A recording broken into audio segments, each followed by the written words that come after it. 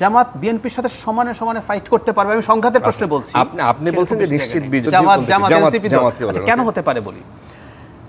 বাংলাদেশের নিয়ম হচ্ছে, এটা ভালো খারাপ ইজ এ ডিফারেন্ট ডিবেট, প্রবণতা বলছি। অনেক সিটে তো কিছু আছে নিশ্চিত সিট, জামাতের অল্প কিছু আছে, বিএনপির অনেক আছে, কিছু আছে সুইং ভোটার্স থাকে, তারা ডিসাইড করে, দুই পক্ষ বেশ কাছাকাছি। বাংলাদেশের প্রবণতা হচ্ছে কখনো যদি জানা যায় বা শেষ মুহূর্তে জানা যায়, আগে হচ্ছে শেষ মুহূর্তে একটা ফ্লো তৈরি হতো যে এই দল ক্ষমতায় আসছে, এবার এটা অনেক আগে জানা গেছে। তাতে কি হয়, সুইং ভোটারদের প্রবণতা হচ্ছে সরকারি দলের এমপি নির্বাচন করা। ধরে নিলাম কোন একটা সিটে মনে করছেন সুইং ভোটাররা যে না, জামাতের প্রার্থী বিএনপির প্রার্থী চাইতে বেটার মনে করছেন, কিন্তু উনি যদি বুঝে যান বিএনপি ক্ষমতায় আসছে, ওনার মনে হবে কি আমার জেতা পার্টির এমপি লাগবে, কারণ উনি আমার এলাকায় বেশি উন্নয়ন করতে পারবেন। আমরা এমপির কাছে কিন্তু উন্নয়ন চাই, এমপির কাছে উন্নয়ন চাওয়ার কথা ছিল না, ওইটা আরেক পলিসি ডিবেট, আমরা ওইদিকে যাচ্ছি না। তো উনি মনে করবেন যে ওকে আপনি যেই বক্তব্য দিচ্ছেন এই বক্তব্য কিন্তু আগে আওয়ামী লীগের অনেক নেতাদের কাছ থেকে আমরা শুনতাম। আপনারা সেই জায়গায় একটা নিশ্চিত বিজয়ের কথা মানে সামনে নিয়ে আসছেন। এক্স্যাক্টলি বলবেন যে আপনার অ্যাজাম্পশন কি, কত সিট হইতে পারে? 298টা ধরেন ইলেকশন হচ্ছে, এরকম পরিস্থিতি হলে ইভেন এখানে একটা প্রশ্ন আছে, বিএনপির স্বতন্ত্র আছে, ফাইটে জামাত কিছু সিটে বাড়বে, তারপরে ইভেন বিএনপি 250-র কাছাকাছিও চলে যেতে পারে যদি ওই জোয়ারটা হয়। 250 ওই জোয়ারটা যদি হয়, আর তাহলে জামাত কত পাবে? আর ওই জোয়ারটা যদি না হয়, বিএনপি 200 খুব কমফোর্টেবলি ক্রস করবে। আচ্ছা, তাহলে জামাত কত পাবে? যদি ওই জোয়ার, যেটার কথা বললাম যে জেতা দলের এমপিকে নির্বাচিত করো, সেটা যদি হয় খুব লিবারেলি, আমি যদি চিন্তা করি জামাত এনসিপি জোট 50 পর্যন্ত যেতেও পারে। আর যদি ওই ফ্লোটা তৈরি হয়, তা আরো অনেক কম সিট পাওয়ার সম্ভাবনা আছে বলে আমার মনে হয়। আচ্ছা, তাহলে জামাত হবে বিরোধী দল, জামাত এনসিপি জোট যদি 50 সিটস পায় এই নির্বাচনে, এটা তাদের রাজনীতির জন্য খুবই পজিটিভ। অনেকে না মানে এই যে একটা হাইপ তুলছে, এই হাইপেরও কারণ আছে, এই হাইপটা তারা তুলছে ওই কারণে যারা সুইং ভোটার আছে তাকে এটা বোঝানো আমি কিন্তু ক্ষমতায় চলে যাব, সুতরাং আমাকে ভোট দাও, এই হাইপটা ওই কারণে তোলা হচ্ছে। আচ্ছা, আমি শাহরিয়ার কবির, আপনি যদি একটু বলেন যে জাহেদ ভাইয়ের অনুমান, ধারণা যে বিএনপি যদি হাইপ থাকে, যেভাবে চলছে জোয়ার, যদি বিএনপি সেভাবে আগাতে পারে তাহলে 250 আসন তারা নিশ্চিত করবে, এবং জামাতের যে জোট আছে তারা তাদের হয়তো বাকি 50টা বা 48টা সিট তারা পাবে। আপনার কি? আচ্ছা, আপনার জায়েদ ভাই যে কথা বলছে, গতকাল সেদিন বোধহয় একটা জায়েদ ভাইরা তো জ্ঞান গর্ব কথা বলে, মাঝে মাঝে আমাকে এগুলো একটু রিভিউ করতে হয়, নাহলে তার আমার অত শক্তি নাই এগুলোকে প্রোটেস্ট করতে। জায়েদ ভাইয়ের যেভাবে বললো, এটা বোধহয় এনসিপির কোন মেয়ে একটা বলছিলেন যে জায়েদ ভাইয়ের এই প্রিডিকশনটা বিএনপির জন্য খুবই উপকারী যদি বাস্তব হতো। তা আমিও ওই মেয়েটার সাথে, ওই আপার সাথে একমত হয়ে বলতেছি যে হ্যাঁ, দিস ইউটোপিয়া অনেকেই ভাবতেছে, আমি এটাকে ইউটোপিয়া বললাম, হ্যাঁ। এবং তার আগে একটু ভাইয়ের কথা বলি, জামাত ইসলামের পলিসি সামিটে জামাত ইসলাম কাউকে হায়ার করে না, যারা ছিল তারা একদম দায়িত্ব নিয়ে বলতেছে 6 মাস না, পুরা বছর ধরে কাজ করে ওখানে যদি ডক্টর আশিকুর রহমানের কথা বলেন, নাসিরুদ্দিন আহমেদের কথা বলেন, এনারা সবাই বাংলাদেশ জামাত ইসলামকে পছন্দ করে, ওন করে, এবং তারা এই পলিসিটা তৈরি করছে। সুতরাং এই হায়ার করার কথা, এই কথাটা এবার বলা ঠিক না। আর আমিরে জামাত প্রথম দিন থেকে বলে আসছে। এবার আপনার এই প্রিডিকশনের কথা, যদি ইলেকশন ইঞ্জিনিয়ারিং করে, ইন্ডিয়া তো বলেই দিছে যে বিএনপিকে 250 দিয়ে দেবে। সো ইলেকশন ইঞ্জিনিয়ারিং এবং ভারতের, এই কথাটা কেন বললাম, জায়েদ ভাই একটু আগে বললেন 25 তারিখের পরে দেশে রাজনীতি ড্রামাটিক্যালি চেঞ্জ হয়ে গেল। আমিও কিন্তু এর সাথে একমত, কারণ 25 তারিখের এক সপ্তাহ আগে বললেন আমার ফিরে আসাটা আমার হাতে না, এটা রাজ পর্যন্ত ব্যাখ্যা দেননি, আমার ফিরে আসাটা আমার হাতে না। তাহলে 25 তারিখে আমার হাদি যেদিন গুলিবিদ্ধ হলো সেদিন কি ঘটনা ঘটলো সে কথাটা বলেন। কেন বলতেছেন যে আমার হাতে না? আমার হাতে না সেটাই আপনি এক সপ্তাহের মধ্যে চেঞ্জ হয়ে গেল, তাহলে কার হাতে? নাম্বার 1। নাম্বার 2 হচ্ছে, সেই জিনিসটা আমরা জানবো না, যে বলছে এই কথা তারই স্টেটমেন্ট দেওয়া উচিত। সেই স্টেটমেন্ট আমরা 300 ফিটেও পাইনি, আর শাহজালালেও পাইনি। তাহলে ভাই যেটা বললো 25 তারিখের পর চেঞ্জ হয়ে গেছে, এই চেঞ্জ হওয়ার পিছনে যদি, ফিরে আসার পিছনে যদি কিছু থাকে নাটক, সে নাটকটা একটা ইলেকশন ইঞ্জিনিয়ারিং। আর আমি বিশ্বাস করি এবারের ইলেকশনে ইনশাল্লাহ এই ইলেকশন ইঞ্জিনিয়ারিং হতে দেওয়া হবে না। 2008-এর মতো কোনো ইলেকশন এবারে হবে না। এইটা যদি না হয়, তা কেন বললাম, ভাইরা তো না ইলেকশন ইঞ্জিনিয়ারিং কথা বলেন নাই, কিন্তু জাহেদ ভাই একটা অনুমানের কথা, প্রেডিকশনের কথা বলেছেন। এবার আপনার প্রেডিকশনটা কি আমরা সেটা শুনি। বলতেছি আপনাকে, ভাই যেটা বলতেছেন ভাই, আর আমি সেটা বলতে, আমি তো ভাই দেখতে পাচ্ছি না। আমি দেখতে পাচ্ছি কি, মানুষ এবার চায় দুর্নীতিমুক্ত। যারা দুর্নীতিকে সমর্থন করে তাদেরকে ভোট দিবে না। মানুষ কাকে ভোট দিবে না? যারা ব্যাংকের টাকা লুটপাট করে, যারা ঋণ খেলাফি, তাদেরকে যারা নমিনেশন দিচ্ছে তাদেরকে ভোট দিবে না। এটা তো আমি দেখতে পাচ্ছি যে আমি এলাকাগুলো ঘুরে ঘুরে এটা দেখতে পাচ্ছি। যদি এটা ঠিক হয়ে থাকে আমার পারসেপশন, তার যদি প্রথম আলোর মতো যদি ওরকম গোজামিল যদি না সার্ভে না হয়ে থাকে, তাহলে পারসেপশন হচ্ছে আমার ব্যক্তিগত অভিমত যে এবারে ইলেকশনে ইনশাল্লাহ মানুষ সঠিক কাজটাই করবে, এবং ইলেকশন ইঞ্জিনিয়ারিং না হলে ক্ষমতায় যে যাক অ্যাবসুলুট মেজরিটি কেউ পাবে না, অ্যাবসুলুট মেজরিটি কেউ পাবে না। যদি আপনাকে আমি সেটা বলি জামাত মানে 151টা কেউ পাবে না, অ্যাবসুলুট মেজরিটি হচ্ছে আপনার হচ্ছে 2/3 যেটাকে বলা হয়, এইটা কেউ পাবে না। এবং আমার ধারণা যেই বিরোধী দল যাক আর যেই সরকারের যাক তার মধ্যে 10-15টার বেশি ডিফারেন্স হবে না। মানে কেউ যদি ধরে নেন, একটা কথার কথা বললাম যে গতকাল না পরশু দিনই বোধহয় মহাসচিব সাহেব বিএনপির বলছে ঠিক আছে ক্ষমতায় যদি মানুষ আমাদেরকে ভোট না দেয় বিরোধী দল হবো, তার মানে সেটা কিন্তু কন্ট্রাডিক্ট হচ্ছে ভাইয়ের কথার সাথে। সো আমার পার্সোনাল ওপিনিয়ন হচ্ছে যে বিএনপি যদি পায় 160 হয়তো পাবে, জামাত ইসলাম 140 পাবে, অথবা জামাত ইসলাম 160 পাবে, বিএনপি হয়তো 140 পাবে। The difference is not that big, এইটা আমার ব্যক্তিগত ওপিনিয়ন। আর একটা জিনিস, এই বিএনপির কথা বললে এখানে আমার কাছে মনে হয় ইন্ডিপেন্ডেন্ট ক্যান্ডিডেট যাদের বিএনপির আছে, এটা একটা বিগ চাঙ্ক অফ অ্যামাউন্ট এবার বের হয়ে আসবে। কারণ এখানে যেমন আমি একটা জিনিস মানুষের সাথে কথা বলে দেখলাম, যেমন কোদাল মার্কা নিয়ে দাঁড়াইছে সাইফুল ভাইকে কোনো মানুষ চেনে না, কোদাল মার্কা মানুষের এবারে মার্কা দেখে আমাদের দেশের মানুষ ভোট দিতে অভ্যস্ত। সো মার্কা হচ্ছে দুইটা মানুষের কাছে, ধানের শীষ না হলে কি দিবে দাঁড়িপাল্লা। আর ধানের শীষ যখন নাই অল্টারনেটিভ পছন্দ করতে পারবে, তখন মানুষের কাছে আসবে ফেস, নন ফেস। নীরব ভাইয়ের ফেস হচ্ছে পুরা এলাকায় নন ফেস, এটা অস্বীকার করার কোনো না। নীরব ভাই বলতে যে তেজগাঁও এলাকায় যিনি দাঁড়িয়েছেন তিনি কিন্তু বিএনপি থেকে দাঁড়ান, জি ইন্ডিপেন্ডেন্ট ক্যান্ডিডেট হয়ে গেল। তাহলে কিন্তু সে তো বিএনপি, জি সে তো সবার কাছে কি সে বিএনপি। সো আমার কাছের লোকটাকে নীরব ভাই ভাববো আমি। সো ওই কারণেই কিন্তু ইন্ডিপেন্ডেন্টের হয়ে যাওয়ার, যেটা বললো ভাই, বিএনপির ইন্ডিপেন্ডেন্ট ক্যান্ডিডেট অনেক বের হয়ে আসবে। সো আমার এই প্রিডিকশন আমি করার মালিক না, কিন্তু আমার কাছে মনে হয় যে যেটাই হোক এবারের ইলেকশনে কেউ অ্যাবসলিউট মেজরিটি পাবে না, এবং ডিফারেন্সটা জয়ের খুব বেশি হবে যদি ইলেকশন ইঞ্জিনিয়ারিং না হয়। আচ্ছা, পত্রপত্রিকায় আসছে, আমি আপনাকে বলি শাহরিয়ার কবির আমরা দেখেছি বিভিন্ন জায়গায় জামাতের প্রার্থী তারা চাইছে ভোট চাইছে, তারা ক্ষমতায় গেলে তারা ওখানকার এমপি হলে তার মামলাগুলো তিনি দেখবেন, তারা দেখবেন, এই কথা বলেছেন। যদি কেউ বলে, আমি আপনাকে আবার বলতেছি, আমি এটাকে কিন্তু প্রতিবাদ করি, নিন্দা করি, এবং যারা ভারতীয় আধিপত্যবাদ এবং আওয়ামী লীগের সাথে যদি জামাতও করে, তাহলে আমি এইখানে বসে থেকে আমি বলে যাচ্ছি, আমি সেদিন থেকে এটা যদি সত্যিকার প্র্যাকটিক্যাল হয় সেদিন আমি জামাতের বিরোধিতা করি। আচ্ছা, প্রথম কথাটা আমাকে শেষ করতে দেন, আমি একটা কথাটা বলি, আগে বলে নিই যে ভোটে না, আমি শুনেন, ভোটের কথাটা আমার কথা হলো যে ভাই যেটা বলছে আমাদের এখানে সুইং ভোট সবচেয়ে বেশি, যেটা হচ্ছে ভোটে কে জিতবে না সেটা নির্ভর করে এই সুইং ভোটের উপর। মানে যারা ওই যে বললেন না হাওয়া দেখে ভোট দেয়, এটা কিন্তু আমাদের দেশের, এটাকে মেনে নিতে হবে। এই ওই সুইং ভোটের সংখ্যাটা বেশি, সেজন্য 3-4 দিন আগে কিন্তু প্রিডিক্ট করা যায় না। 3-4 দিন আগে আপনি বুঝে ফেলে দিবেন যে কে ক্ষমতায় যাচ্ছে। এখন তারেক রহমান যেভাবে এই দেশে আসছে এবং যে পরিমাণ মানুষ হয়েছে, আপনার কি মনে হয় না হাওয়া ওইদিকে গেছে? এইবার আপনার উত্তরটা দিয়ে দিই, আপনি 300 ফিটের সাথে জানাজার তুলনা করেন। 300 ফিটে আপনি 10টা ট্রেন ফ্রি দিচ্ছেন, 100 বাস দিচ্ছেন। তারপর যে লোক, যখন আপনি হৃদয় থেকে কাউকে ভালোবাসবেন তখন ফ্রি ট্রেন বাসের দরকার নেই।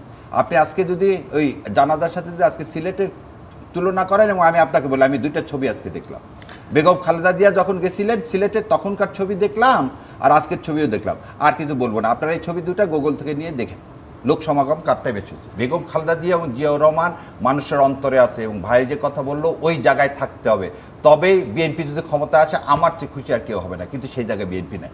ঠিক আছে, কিন্তু আপনাদের জামাতের এই লোকজন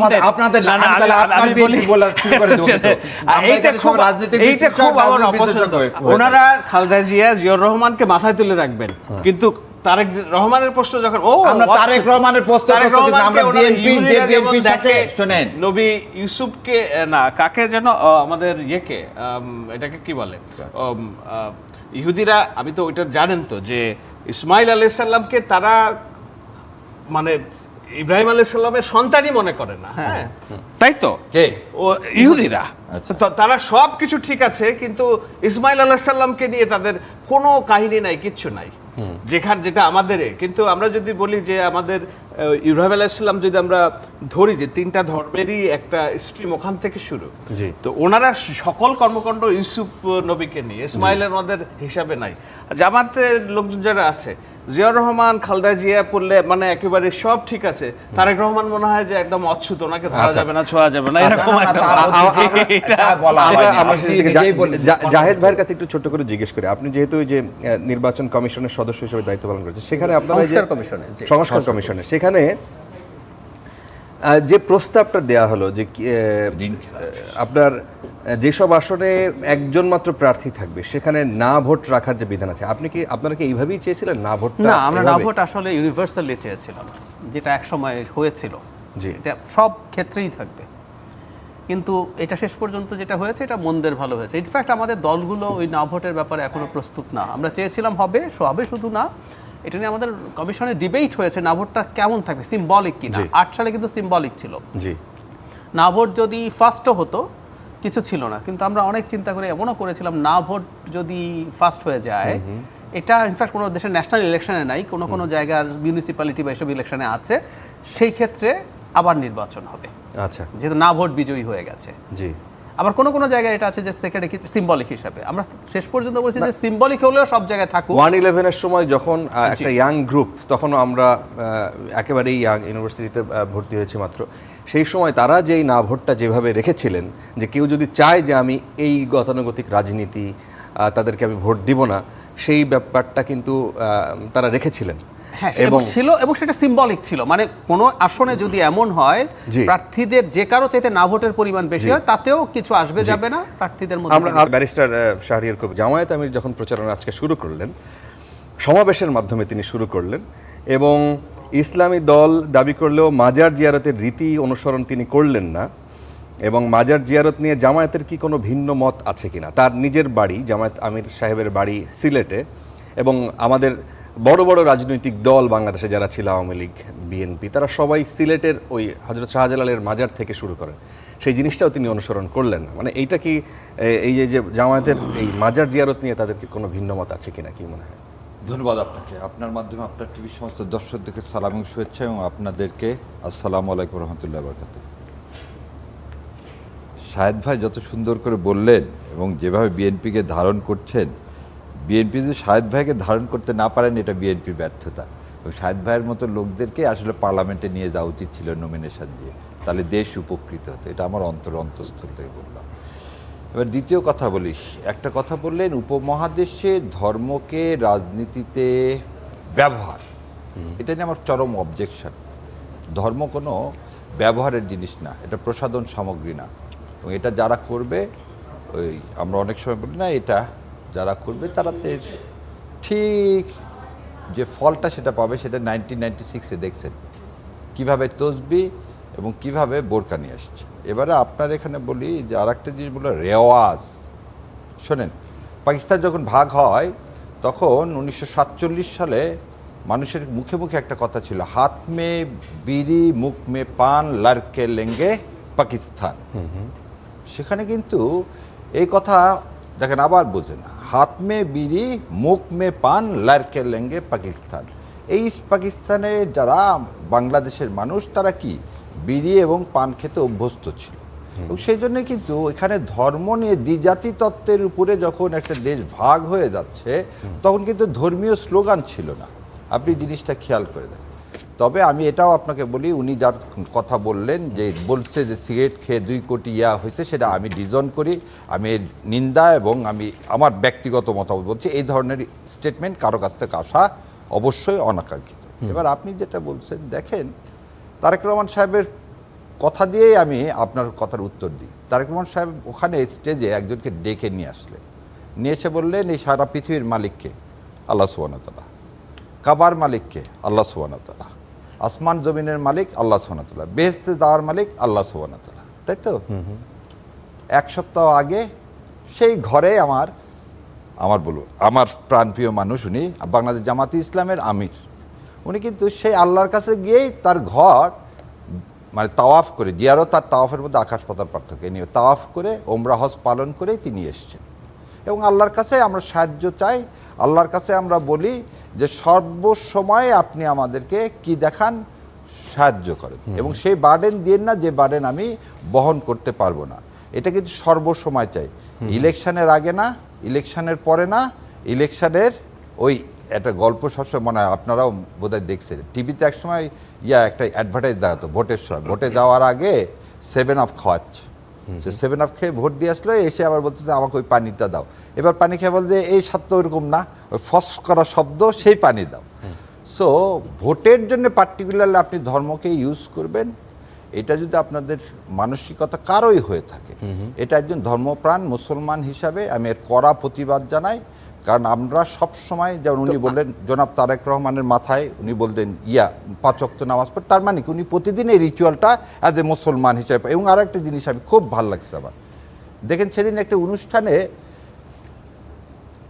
ডক্টর জোবেদা তারেক রহমানকে ডেকে কানে কানে কি যেন বললেন, তারেক রহমান সাহেব আবার কি করলেন, তার মেয়েকে কানে কানে বললেন, কি বললেন, এবং তারপরে আমরা দেখতে পেলাম যে আমাদের মেয়ে মাথায় কাপড় তুলে দিলেন। তার মানে কি, বাবা মা তো এইটাই বাবা মা, আপনি এই বাবা মার কাছেই তো দেশ কি চাবেন, দেশ নিরাপত্তা চাবেন না, যে খালি ইসলাম মুখে বলবে না, যে পালন করবে। যেমন জামাতে ইসলাম সম্পর্কে যে অনেকেই বলে, বাংলাদেশ জামাতে ইসলামী খালি এই জিনিসটা ওই প্রথম দিন না, জীবনে প্রথম থেকে শেষ পর্যন্ত এর সাথে নির্বাচনের কোনো সম্পর্ক নাই। যেমন আজকে উনি আর একটা উত্তর দিয়ে দিই, যে ভাই যেটা বললেন এই বেহেশতের কথা, ওটাকে আমি বলে দিই।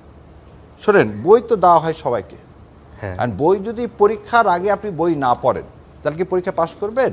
করবেন না। ঠিক আল্লাহ সুবহানাহু ওয়া তাআলা আপনাকে কোরআন এবং সুন্নাহ দিলেন, কোরআন আর সুন্নাহ যদি পালন না করেন আপনি কি বেহেশতে যাবেন? তো এই যে যাওয়ার কথাটা, উনি তো ওনার কথাটাকে কন্ট্রাডিক্ট করতেছেন। উনি কি জন্য সিলেটে গেলেন? পবিত্র ভূমি, আল্লাহর ব্লেসিংয়ের জন্য। আর সেই আল্লাহর ব্লেসিংয়ের জন্য আল্লাহ তো আপনাকে 2টা জিনিস দিল, কোরআন এবং সুন্নাহ, সেই অনুযায়ী চলবে। এবং ওনার ভাষণের মধ্যে উনি বললেন যে আমরা মদিনার মতো করে দেশে ইসলাম কায়েমের মতো করে ইসলাম কায়েম করব। মহাসচিব কিছুদিন আগে বলছিলেন শরিয়া কায়েমের কোনো জিনিস বিএনপিতে নাই, পরে আবার তিনি আবার চেঞ্জ করে বলছেন না, আমরা ক্ষমতায় গেলে শরিয়ার বিপক্ষের কোনো কিছু করব না। তার মানে কি, একটা মধ্যমপন্থা দল হিসাবে জামাত ইসলাম এবং বিএনপিকে পার্থক্য করার কিছু নাই, কিন্তু নিজেদের মধ্যে এইভাবে না করে সামনে কিভাবে মুখ ফরওয়ার্ড করব। জামায়াত ইসলামী মধ্যপন্থা, জামাত ইসলামীও কি মধ্যপন্থার দল?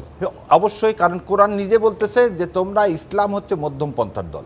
তো জামাত ইসলাম যেহেতু বলতেছে কোরআন এবং সুন্নাহ, এই দেখেন আপনাকে একটা জিনিস, সাউথ ব্লক আপনাকে রাইটিস বানাতে চায়, এই বয়ানটা কারটা আপনি ধারণ করতেছেন, আপনাকে রাইটিস সারা পৃথিবীতে কাকে বানানো হচ্ছে? আপনি একটা জিনিস চিন্তা করেন তো, ডোনাল্ড ট্রাম্প ঘোষণা দিলেন তিনি হচ্ছে ভেনেজুয়েলার রাষ্ট্রপতি হয়ে গেলেন নিজে নিজে ঘোষণা দিয়ে, তাহলে ইজ হি রাইটিস্ট? আর যারা ইসলামের কথা বলবে তারা রাইটিস্ট? যেখানে আল্লাহ বলতেছেন মধ্যমপন্থা, সেখানে কি আমি আপনি রাইট বা লেফট করার কোনো সুযোগ আছে? নাই। আচ্ছা, ওই হিসাব করে বাংলাদেশ জামাত ইসলাম যেভাবে আসছে খালি না মধ্যপন্থা, সবসময় দেখেন যে কোন এক্সট্রিম জিনিসটা জামাত ইসলামের মধ্যে। দেখেন আপনি একটা জিনিস দেখেন, সিরিজ বোমা হামলা সেটা করছিল বাংলা ভাই, তারা জামাত ইসলাম না, সে বাংলা ভাইয়ের কি বিচার করে? সে বাংলা ভাই কারা তৈরি করছিল দেখেন না, তাহলে সেই হিসাব করলে ইসলামিক বাংলা ভাইদের যে দল সেটা তো একটা ইসলামিক দল না। এবার আপনাকে আমি বলে দিচ্ছি সেই তার সাথে কে জড়িত ছিল? দাদেন আলমগীর কবিররা। আলমগীর কবির কোন দলের মন্ত্রী ছিল? আর এর চেয়ে আর বেশি কিছু বলেন না, যা আমার কাছে পুরা, আপনি যদি চান যে সেই সময় সিআইডির যে রিপোর্ট আছে সব কিছু আছে, চার্জশিট দেওয়া আছে। বাংলা ভাইরা, এবং বাংলা ভাই কেন উত্থান করা হলে সেটা বলে দিই। সর্বহারার যখন অত্যাচার নাটোর এবং আওয়ামী লীগে, রাতের বেলা মানুষকে খালি যাদের টাকা পয়সা আছে তাদেরকে জবাই করতেছে, ওই সময় তাদেরকে প্রতিহত করার জন্য আলমগীর কবির সাহেবরা এই বাংলা ভাইদের উৎপত্তি করলেন, যে বাংলা ভাইরা পরবর্তীতে ফ্যানাটিজম হয়ে গেল। আমি এখানে বাংলা ভাইটার একটা উদাহরণ দিলাম এই কারণে, ফ্যানাটিজমের কোনো জায়গা ইসলামে নাই। এবং বাংলাদেশ জামাত ইসলাম কেন, কোনো ইসলামিক মানুষ, কোনো মুসলমান কখনোই কোনো দিন কোনো এক্সট্রিমিজমকে সমর্থন করতে পারে না। আচ্ছা, সেই হিসাব করে কিন্তু যেই বিতর্কটা এখন নতুন করে আবার সামনে আসছে, যে জামায়াতে ইসলামী তাদের পরিকল্পনা ছিল ইসলামী দলগুলো সবাইকে একটা বাক্সে যেন তাদের ভোটগুলো পড়ে, সেই জায়গায় তাদের মধ্যে আবার আমরা দেখলাম ফাটল, এবং আজকে হেফাজতে ইসলামীর আমির তিনি আবার ইসলামী আন্দোলন তাদেরকে সাধুবাদ জানিয়েছে যাতে জামাত ইসলামের সাথে তাদের জোটটা শেষ পর্যন্ত হয় নাই বা ভোট তাদের সাথে হচ্ছে না। সেই বিষয়টি নিয়ে আপনার মন্তব্য শুনবো। তার আগে শাহিদ আলম, আপনাকে জিজ্ঞেস করি যে আজকে থেকে আনুষ্ঠানিকভাবে গত রাত থেকেই শুরু হয়েছে ভোটের আপনার আনুষ্ঠানিক প্রচারণা। ভোটের মধ্যে ভোটের যে যুদ্ধ আমরা বলি, ভোটের যে আনন্দ উৎসব আমরা বলি, সেই আনন্দ উৎসবের বহুদিন পর বাংলাদেশে সেই রকম একটা জায়গায় সেই রকম একটা দিন শুরু হবার কথা আজকে ভোরের আলো যখন ফোটে তখন থেকে।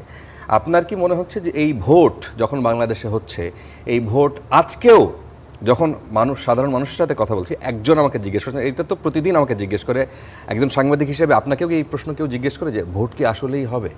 যে এই সরকার টিকতে পারবে কিনা 5 বছর, চালাবে কেমনে? সুতরাং আমি এটাকে খুব স্বাভাবিক একটা ওয়ারিনেস দেখি। সব রাজনৈতিক দল মাঠে, সরকার মাঠে, এভরিথিং ইজ ক্লিন। এইখানে ভোট না হওয়ার কোনো সুযোগ নাই। আমার কথা আমি যেটা বলি সেটা হলো ভোট হইতে হবে।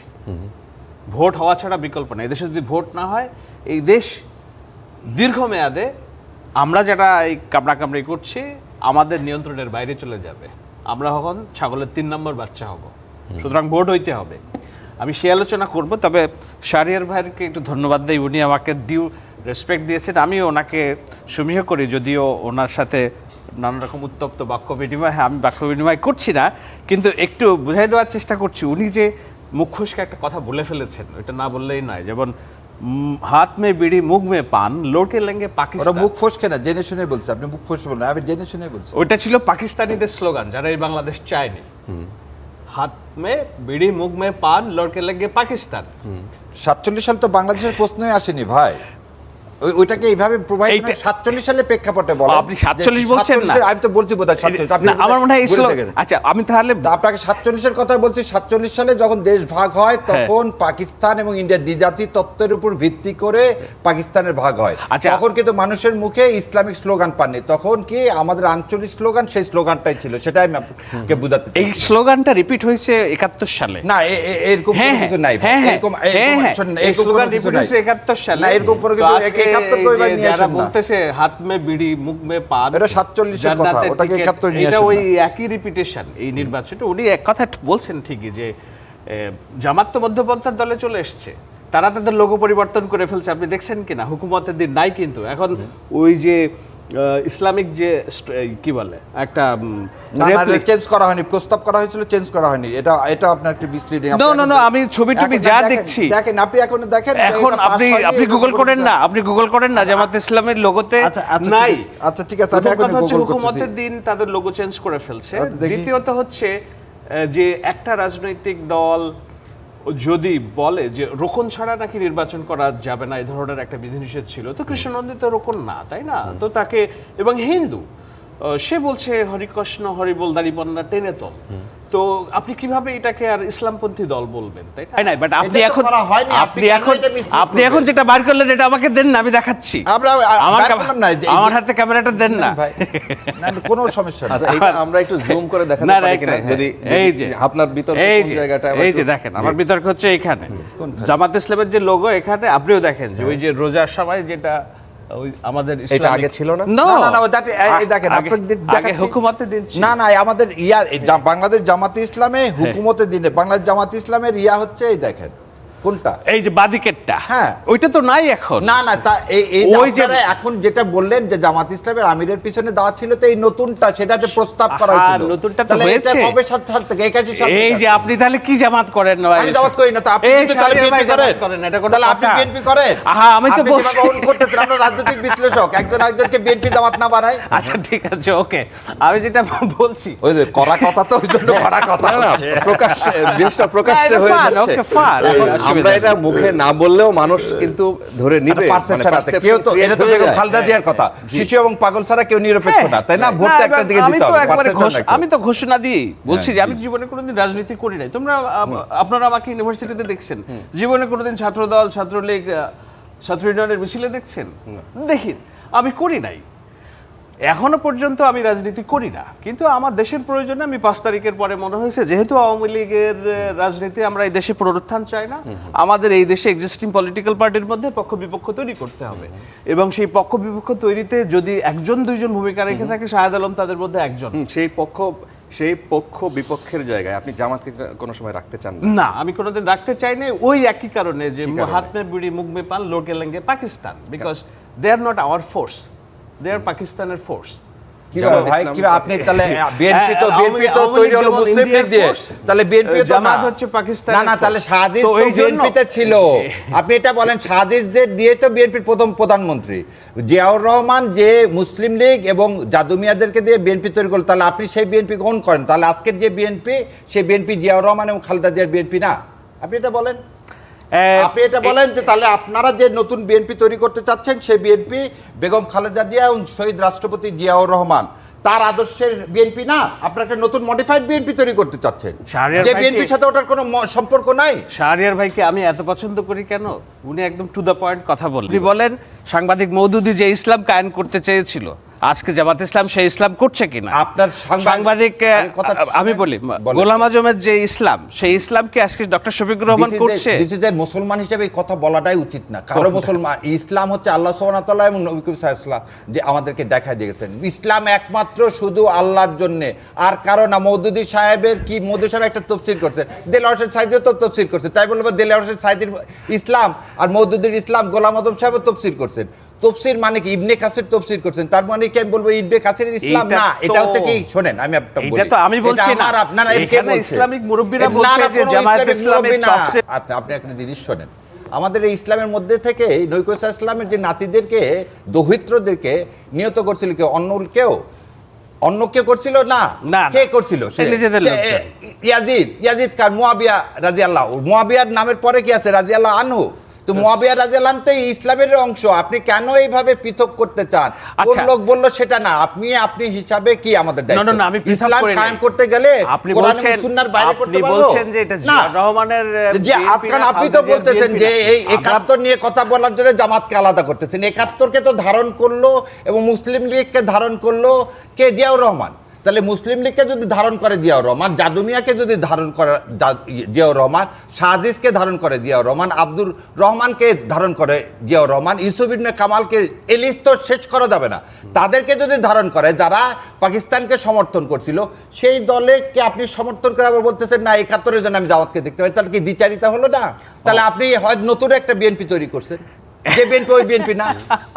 না প্রথমত আমি বিএনপি তো না আপনার যে কথা, আপনি তাহলে বিএনপিকে সমর্থন করবেন কি যে জিয়া রহমানের 19 দফায় আর বিএনপি নাই? আচ্ছা আপনার যুক্তিটা একটু শুনি, আপনি কেন এদেরকে বিরোধী দল হিসেবে বা তাদের বিরোধী উনি যে হিসেবে কথাটা বলছেন এটা যুক্তিতে ধোপে টেকে না, কেননা কেউই রাজনীতিতে তার অতীত জায়গাতে নেই, যেমন জামাত ইসলামী নেই, যেমন তেমনি আপনার বিএনপি নেই, আবার নাহিদ ইসলামও নাই। নাহিদ স্ট্যাটাস দিছিল যে বাংলাদেশের স্বাধীনতা যারা চায়নি এই শক্তিকে কোনোদিন আমরা রাজনীতিতে স্পেস দিব না।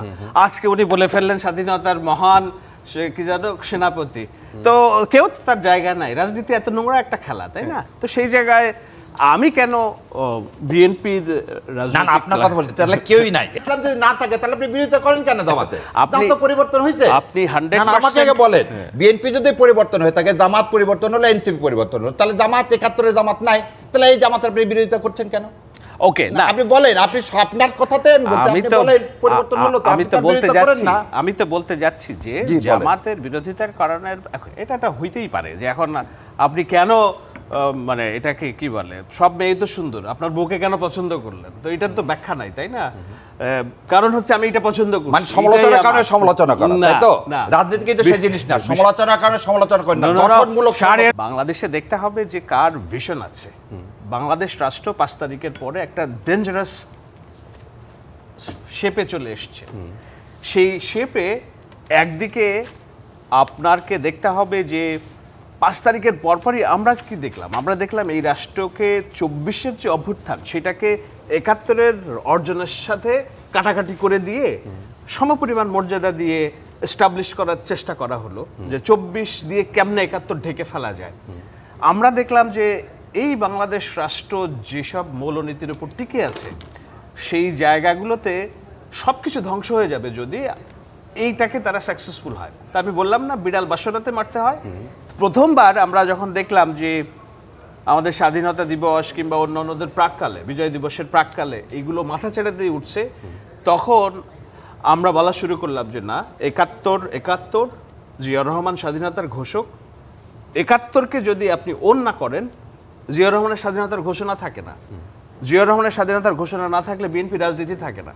আপনি দল হিসেবে বিএনপি রাজনীতি টিকিয়ে রাখবেন না এই উঠতি ফরিয়াদের বয়ানে আপনি যোগ দিবেন?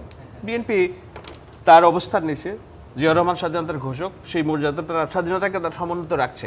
আমি কেন বিএনপির সমর্থন করলাম? ঠিক এই কারণে।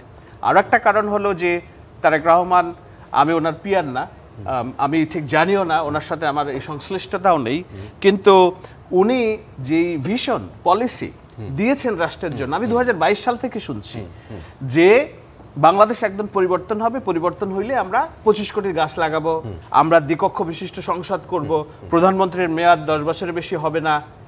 এই কথাগুলো শুনছি এবং তখন শুনতে আমার কানে কষ্ট হতো এবং বিরক্তি লাগতো যে আপনি কি আকাশ কুসুম কল্পনা করেন, আপনি একটা ভোটে আসতে পারতেছেন না, শেখ হাসিনাকে ফেলতে পারছেন না, আপনি রাষ্ট্র সংস্কারের কথা বলছেন। কিন্তু উনি জানতেন যে কোনো না কোনো একদিন পরিবর্তন হবে এবং পরিবর্তন হলে আমাদের এই কাজগুলো করতে হবে।